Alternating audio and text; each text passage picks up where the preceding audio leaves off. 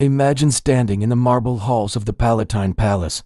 The air is so thick with incense it clogs your lungs. Senators, the most powerful men in the world, tremble in silence. Guards stare at the floor, refusing to make eye contact. And at the center of it all sits a man, barely 24 years old, smiling like a child who's just discovered a new, cruel game. This is Gaius Julius Caesar Augustus Germanicus, but the world would come to know him by another name, Caligula. He was the boy who survived the paranoid reign of Tiberius, a boy shaped by fear. Now, he is Emperor of Rome, and he's about to turn the empire into his personal theater of gods, blood, and pleasure. When Caligula first rose to power in 37 AD, Rome celebrated. After years of Tiberius's dark, isolated rule, the city felt reborn. Crowds cheered, children were lifted onto their parents' shoulders, and senators smiled for the first time in ages. Caligula freed political prisoners, honored the memory of his disgraced family, and held lavish feasts open to the public. Coins bearing his image were tossed to the adoring masses. Rome believed a hero had arrived. But beneath the celebrations, a storm was waiting. Caligula wasn't just a survivor of Tiberius.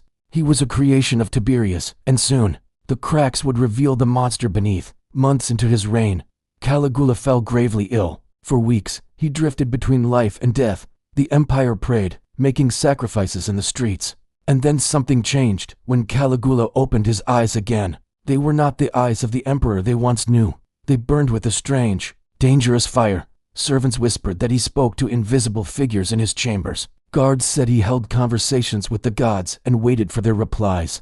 Caligula believed the illness had transformed him. He was no longer mortal, he was divine. He ordered statues of himself placed inside temples, replacing Jupiter and Mars. He demanded priests worship him as a living god. The Senate watched in silent horror, but the emperor's madness had only just begun to bloom. For Caligula, power and desire were the same thing. He ordered the wives of senators into his private chambers, choosing them like items from a marketplace. Banquets became rituals of humiliation. He'd call a husband forward, whisper that his wife had displeased him, and then prove his point. He flaunted an incestuous relationship with his sister, Drusilla, whom he loved more than the empire itself. When she died, Caligula shattered.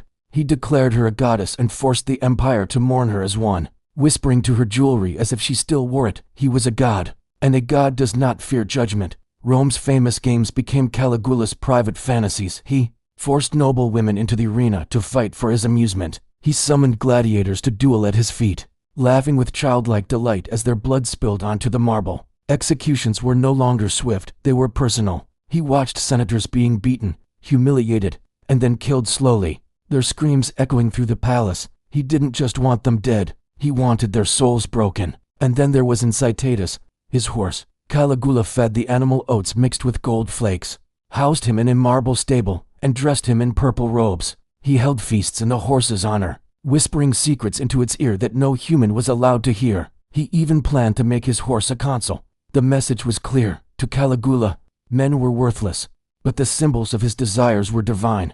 By the 4th year of his reign, Rome had become a temple built to Caligula's madness. No one was safe. He demanded absolute obedience, absolute worship. But an empire built on knives will eventually use them.